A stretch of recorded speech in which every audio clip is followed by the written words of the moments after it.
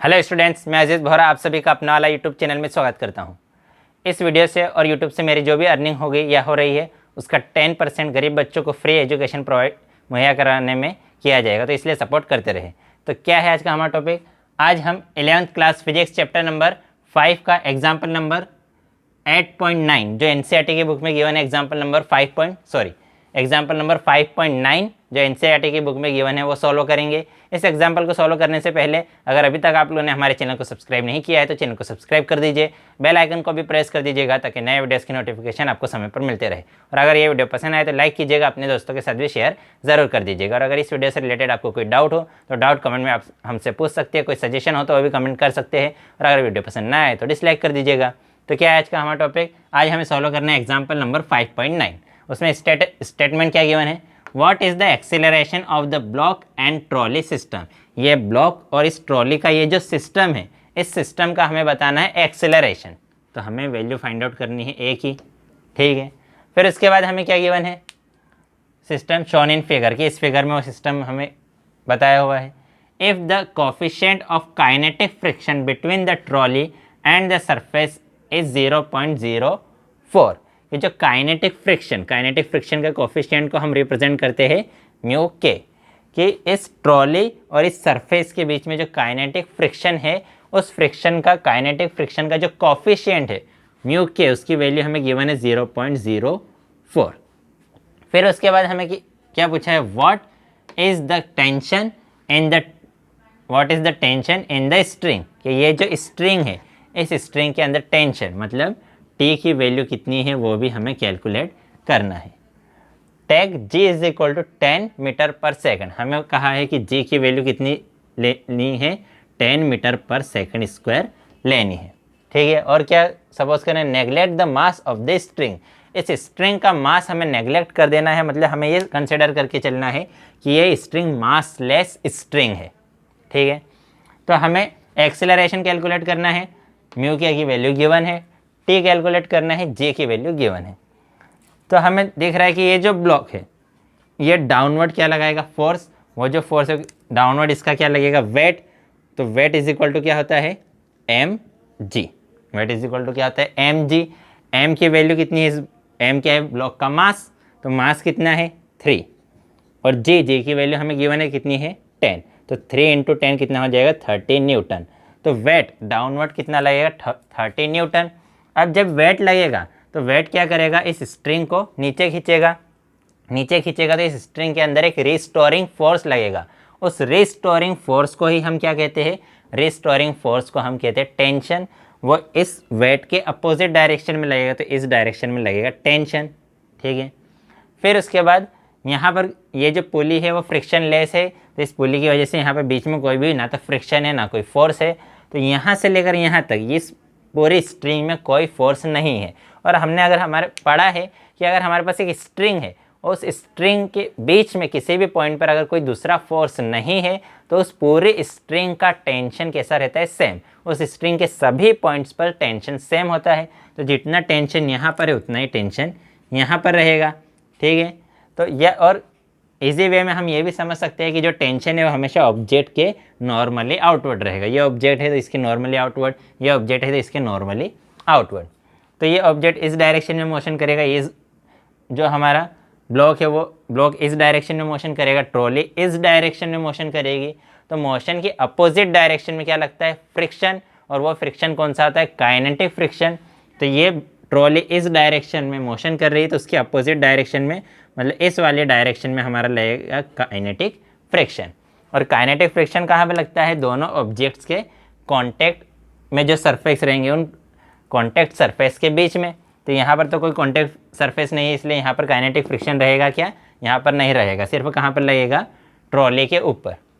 अब हमें पता है कि ये जो ट्रॉली है उसका जो वेट है वो लगेगा डाउनवर्ड। उस वेट के अपोजिट क्या लगेगा? नॉर्मल रिएक्शन फोर्स, हमें पता है। अब ये नॉर्मल रिएक्शन फोर्स भी कब लगता है?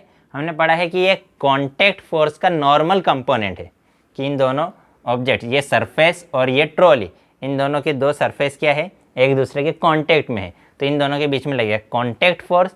उस कांटेक्ट फोर्स का एक कंपोनेंट है फ्रिक्शन और दूसरा कंपोनेंट क्या है? नॉर्मल कंपोनेंट जो है वो क्या है? Normal reaction force. तो इस बॉक्स के ऊपर नॉर्मल रिएक्शन फोर्स लगेगा क्या? नहीं, क्योंकि इस बॉक्स का कोई भी सरफेस किसी दूसरे ऑब्जेक्ट के कांटेक्ट में नहीं है, इसलिए इस बॉक्स पर कोई नॉर्मल रिएक्शन फोर्स नहीं लगेगा, इस बॉक्स पर कोई फ्रिक्शन फोर्स नहीं लगेगा। अब हमें पता है, हम चलो पहले तो इन दोनों की फ्री बॉडी डायग्राम बना लेते हैं। तो ये हमारा, इसको हमने पॉइंट मास कंसिडर कर लिया, वेट लगेगा नीचे W और 10 न्यूटन, N लगेगा ऊपर, नॉर्मल रिएक्शन फोर्स। ये दोनों एक दूसरे को क्या कर देंगे? बैलेंस, इसीलिए ये ऑब्जेक्ट ना तो ऊपर जा रहा है ना ही नीचे जा रहा है। अब इस ब्लॉक का अगर मैं फ्री बॉडी डायग्राम बनाता हूँ तो फिर से मैंने इस ब्लॉक को क्या सपोज कर लिया? पॉइंट मास, नीचे इसका वेट लग रहा है कितना? 30 न्यूटन, और ऊपर इसका क्या लग रहा है? Tension force T। देखो, अब मुझे इस वेट की वैल्यू निकालनी है, तो वेट इज इक्वल टू क्या होता है? mg मास। इस ट्रॉली का मास कितना है? 20, और इस ट्रॉली जी की वैल्यू हमें गिवन है 10, तो ये आ गया 10। तो 20 इंटू 10 कितना आ गया? 200 न्यूटन। तो ये वेट नीचे लग रहा है 200 न्यूटन, तो जो नॉर्मल रिएक्शन फोर्स है, नॉर्मल रिएक्शन फोर्स भी कितना रहेगा? 200 न्यूटन, क्योंकि जितना नीचे उतना है ऊपर, इसलिए ये बॉक्स ना तो नीचे जा रहा है ना ही ऊपर जा रहा है। तो अब इसके बाद मुझे निकालनी है वैल्यू एफ के की वैल्यू निकालनी है। किसकी वैल्यू निकाल रहा हूँ मैं? एफ के। तो F k is equal to होता है म्यू के N. F k is equal to क्या होता है? म्यू के एन, जहाँ म्यू के क्या है? कोफिशिएंट ऑफ काइनेटिक फ्रिक्शन, और एन क्या है? Normal reaction. तो म्यू के की वैल्यू हमें गिवन है, कितने गिवन है? 0.04 इंटू एन। एन क्या है? नॉर्मल रिएक्शन फोर्स, और वो नॉर्मल रिएक्शन फोर्स किसके इक्वल रहेगा? mg के इक्वल, और mg की वैल्यू हमने निकाली कितनी? 200, तो इसलिए n की स्पेस पे मैं लिख दूंगा 200। अब 200 में अगर मैं 4 से मल्टीप्लाई करूंगा तो आएगा मेरे पास 800। 200 में अगर मैं 4 से मल्टीप्लाई करूंगा तो 800, और दो वैल्यूज़ के बाद पॉइंट है तो यहाँ पर आ जाएगा दो वैल्यूज़ के बाद पॉइंट। तो हमारे पास एफ के, ठीक है, कैमरा हट गया, एफ के की वैल्यू कितनी आ जाएगी हमारे पास? हमारे पास एफ के की वैल्यू आ गई 8। एफ के की वैल्यू कितनी आ गई? 8, ठीक है। अब देखो, मैं इन दोनों बॉडीज़ का नेट फोर्स निकालूंगा। हमें पता है एफ इज इक्वल टू क्या होता है? M a. Net force is equal to, net external force is equal to क्या होता है? M a. एम की वैल्यू है हमारे पास, ए की वैल्यू है। अब नेट फोर्स, अगर मैं इस ऑब्जेक्ट की बात करूँ तो इस ऑब्जेक्ट पर जो नेट फोर्स है, एन और डब्ल्यू, इन दोनों ने तो एक दूसरे को बैलेंस कर दिया, तो ये वाला फोर्स तो हो गया 0। अब अगर इसकी बात करूँ तो ये है टी, तो टी माइनस ये क्या है? F k. T minus f k is equal to कितना रहेगा? M a. और एम, इस ब्लॉक का मास कितना है? 20, तो एम की स्पेस पे मुझे क्या लिखना पड़ेगा? 20। तो बॉक्स इस डायरेक्शन में मोशन कर रहा है, तो जिस डायरेक्शन में मोशन कर रहा है उस फोर्स को हमने लिया पॉजिटिव, और उसके अपोजिट डायरेक्शन में जो फोर्स लग रहा है, अपोजिट डायरेक्शन में कौन सा फोर्स लग रहा है? एफ के। तो एफ के की वैल्यू को लिया नेगेटिव, तो T minus f k is equal to कितना आ गया? 20A। ये कहाँ से लाए? इस, ये जो हमारा रूल है second, Newton second law, net force is equal to mass into acceleration, वहाँ से लाएगा। नेट फोर्स इस बॉक्स पे कितना है? टी माइनस एफ के। इस बॉक्स का मास कितना है? 20, और इस बॉक्स पे एक्सेलरेशन हमने सपोज कर लिया कितना है? ए। यहाँ से मेरे पास एफ के की वैल्यू है कितनी है? 8, तो एफ के की वैल्यू 8 पुट कर देता हूँ। T minus 8 is equal to 20A। 8 इधर माइनस में है, इक्वल टू के उधर जाकर प्लस में हो जाएगा, तो टी इज इक्वल टू कितना आ जाएगा? 20A plus 8। इसको दे देता हूँ इक्वेशन नंबर फर्स्ट। अब इस ब्लॉक की अगर मैं बात करूँ तो इस ब्लॉक पर जो नेट फोर्स है, नेट फोर्स के कौन सा है? नीचे लग रहा है इसका वेट, वेट कितना है? 30 न्यूटन, और ऊपर लग रहा है टी। तो बॉक्स जाएगा नीचे, तो नीचे जाएगा तो नीचे फोर्स कितना है? 30 न्यूटन, ठीक है, न्यूटन नहीं लिखेंगे हम। ऊपर फोर्स कितना लग रहा है? टी, तो माइनस टी, दोनों की डायरेक्शन अपोजिट है, इज इक्वल टू क्या रहेगा? M a. एम क्या है? मास।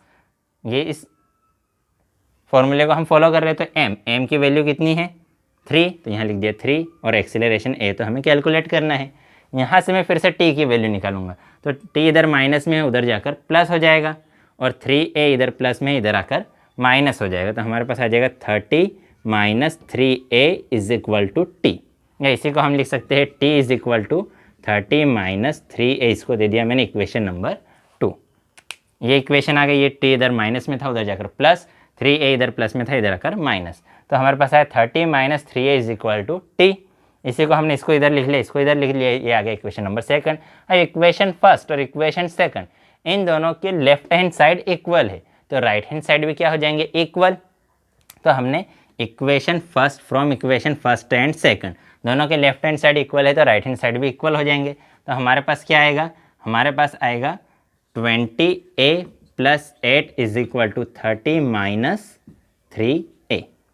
ठीक है, अब ये 3a इधर माइनस में है, इक्वल टू के इधर आएगा तो प्लस हो जाएगा, 8 इधर प्लस में इक्वल टू के उधर जाएगा तो माइनस हो जाएगा। तो हमारे पास आएगा 20a, ये 3a इधर माइनस में इक्वल टू के इधर आया तो प्लस, तो प्लस 3a = ये जो 30 है वो तो एज इट इज़, और ये 8 इधर प्लस में था इक्वल टू के उधर जाएगा तो माइनस, तो यहाँ -8 आ रहा है ना समझ में। अरे नींद सो तो नहीं गए वीडियो चालू करके।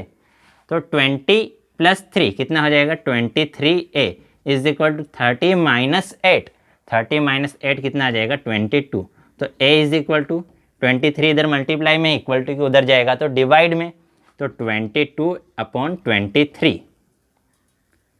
अब जब तुम 22 में 23 से डिवाइड करोगे तो a की वैल्यू आ जाएगी तुम्हारे पास 0.96। a की वैल्यू कितनी आएगी, 0.96। a क्या है, एक्सेलरेशन, मतलब उसकी वैल्यू किस में आएगी, मीटर/सेकंड²। तो हमें एक्सेलरेशन निकालना था, हमने एक्सेलरेशन निकाल लिया। उसके साथ और क्या निकालने कहा है, टेंशन। तो इस एक्सेलरेशन की वैल्यू मैं कहाँ पुट कर देता हूँ, मैं पुट कर देता हूँ इस इक्वेशन में। इक्वेशन 2 में एक्सेलरेशन की वैल्यू पुट कर दूंगा तो t की वैल्यू आ जाएगी। तो इन इक्वेशन सेकंड t = कितना है, 30। तो यहाँ मैंने लिखा 30 माइनस कितना है, 3, यहाँ लिखा मैंने 3 इंटू a की वैल्यू कितनी है, 0.96। तो यहाँ लिख दिया मैंने 0.96। तो t = 30 - 3 में 0.96 से मल्टीप्लाई करेंगे तो हमारे पास आएगा 2.88। तो 30 में से 2.88 को तुम माइनस करोगे तो तुम्हारे पास आ जाएगा 27.18। तो टेंशन कितना आ गया, 27.12। कितना आया, 27.12। और टेंशन क्या है, फोर्स है, तो वो किस में रहेगा, न्यूटन में। तो देखो हमें ये सिस्टम दिया था और सिस्टम से पूछा था कि इसका एक्सेलरेशन और टेंशन निकालो। तो हमने क्या किया, इस बॉक्स का नेट फोर्स निकाला, इस बॉक्स पर फोर्स निकाला। फिर हमने क्या किया, हमने दो इक्वेशन बना ली कि इस बॉक्स पर जो नेट फोर्स लग रहा है वो ma के इक्वल रहेगा, उसका मास। और पहले हमने यहाँ पर किसका वैल्यू निकाली, Fk की वैल्यू निकाली। तो Fk क्या होता है, μk n, n क्या है, नॉर्मल रिएक्शन। नॉर्मल रिएक्शन किसके इक्वल रहेगा, इसके वेट के इक्वल। वेट क्या है, mg, m क्या है, मास, मास है 20, g है 10। तो वेट = आ गया 200। μk की वैल्यू गिवन है 0.0 k, n की वैल्यू गिवन है 200। 200 में 0.04 से मल्टीप्लाई किया तो 8 आ गया। अब हमने निकाला net force on the trolley. Trolley का नेट फोर्स, तो फोर्स कितना रहेगा, इस डायरेक्शन में t, इस डायरेक्शन में f। तो नेट फोर्स कितना है, t - Fk। ये नेट फोर्स किसके इक्वल रहेगा, ma, मास इंटू एक्सेलरेशन। इसका मास है 20 और एक्सेलरेशन हमने सपोज कर लिया a। इसको हमने थोड़ा सा सॉल्व किया, Fk की वैल्यू लिखी तो t की वैल्यू आ गई है, इसको दे दिया इक्वेशन नंबर फर्स्ट। फिर इसी टाइप से t की वैल्यू किसके लिए निकाली, इस ब्लॉक के लिए।